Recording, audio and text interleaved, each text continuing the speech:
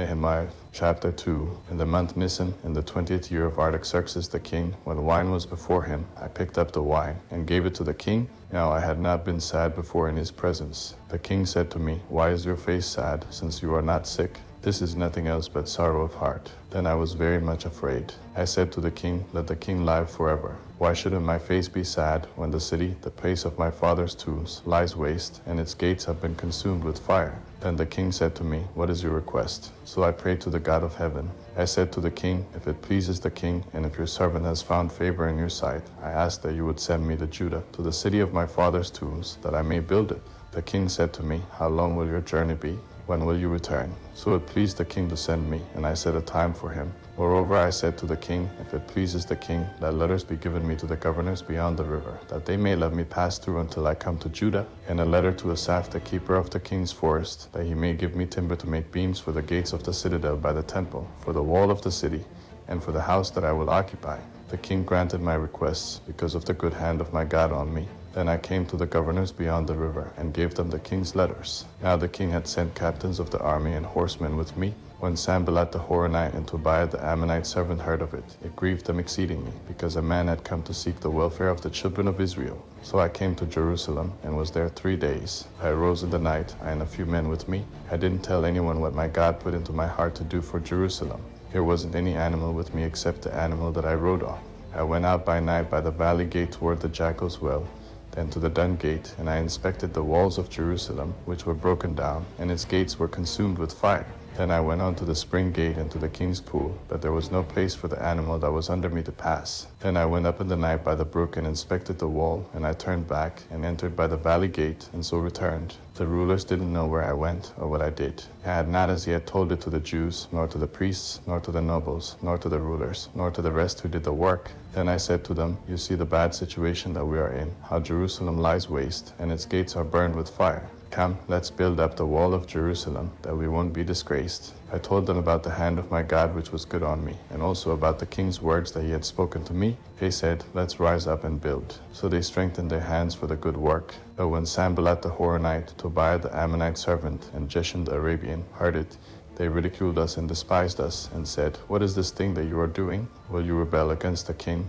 Then I answered them and said to them, "The God of heaven will prosper us. Therefore we, his servants, will arise and build, but you have no portion, nor right, nor memorial in Jerusalem." Nehemiah chapter 3. Then Eliashib the high priest rose up with his brothers the priests, and they built the sheep gate. They sanctified it and set up its doors. They sanctified it even to the tower of Hami, to the tower of Hanino.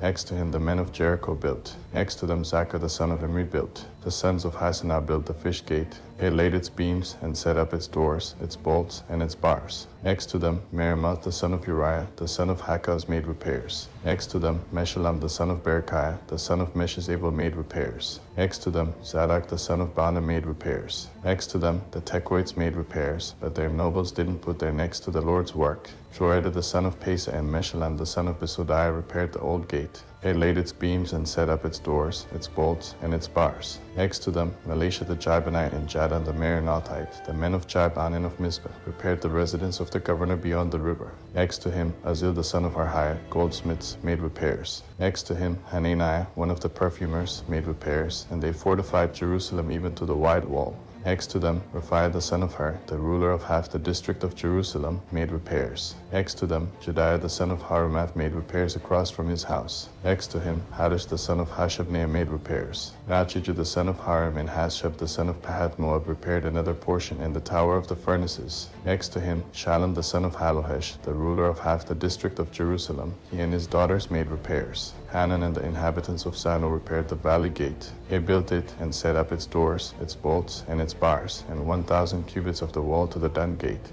Nachijah the son of Rechab, the ruler of the district of Beth Hakram, repaired the Dun gate. He built it and set up its doors, its bolts, and its bars. Shallum the son of Kolhoseh, the ruler of the district of Mizpah, repaired the spring gate. He built it, covered it, and set up its doors, its bolts, and its bars, and he repaired the wall of the pool of Shelah by the king's garden, even to the stairs that go down from David's city. After him, Nehemiah the son of Azbuk, the ruler of half the district of Bethsur, made repairs to the place opposite the tombs of David, and to the pool that was made, and to the house of the mighty men.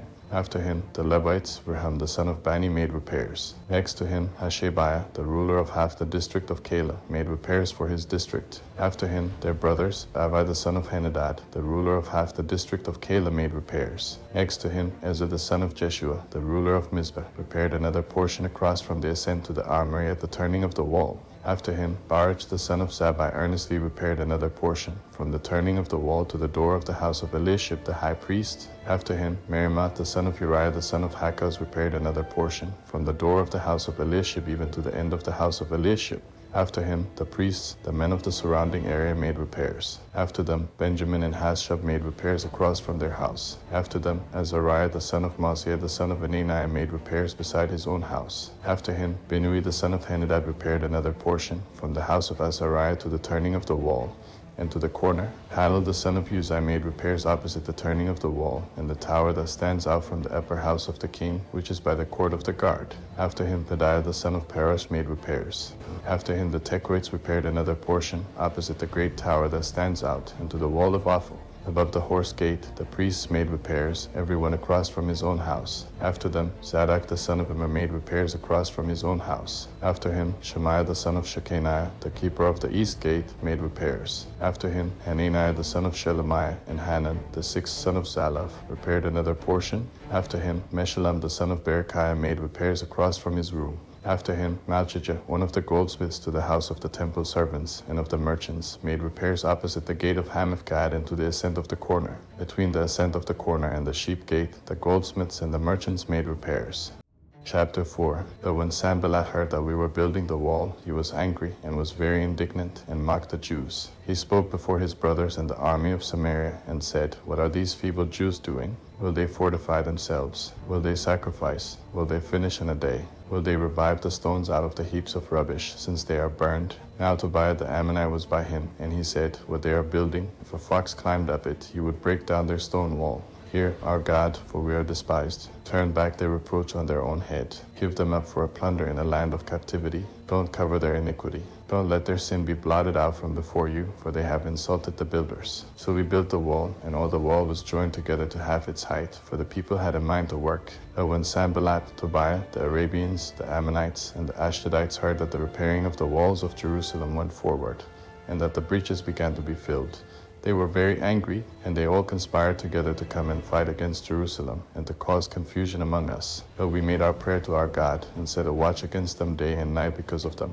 Judah said, "The strength of the bearers of burdens is fading, and there is much rubble, so that we are not able to build the wall." Our adversaries said, "They will not know or see until we come in among them and kill them, and cause the work to cease." When the Jews who lived by them came, they said to us 10 times from all places, "Wherever you turn, they will attack us." Therefore I set guards in the lowest parts of the space behind the wall, in the open places. I set the people by family groups with their swords, their spears, and their bows. I looked and rose up and said to the nobles, to the rulers, and to the rest of the people, "Don't be afraid of them. Remember the Lord, who is great and awesome, and fight for your brothers, your sons, your daughters, your wives, and your houses." When our enemies heard that it was known to us, and God had brought their counsel to nothing, all of us returned to the wall, everyone to his work. From that time forth, half of my servants did the work, and half of them held the spears, the shields, the bows, and the coats of mail, and the rulers were behind all the house of Judah. Those who built the wall, and those who bore burdens loaded themselves. Everyone with one of his hands did the work, and with the other held his weapon. Among the builders, everyone wore his sword at his side, and so built. He who sounded the trumpet was by me. I said to the nobles, and to the rulers, and to the rest of the people, "The work is great and widely spread out, and we are separated on the wall, far from one another. Wherever you hear the sound of the trumpet, rally there to us. Our God will fight for us." So we did the work. Half of the people held the spears from the rising of the morning until the stars appeared. Likewise at the same time I said to the people, "Let everyone with his servant lodge within Jerusalem, that in the night they may be a guard to us, and may labor in the day." So neither I, nor my brothers, nor my servants, nor the men of the guard who followed me took off our clothes. Everyone took his weapon to the water.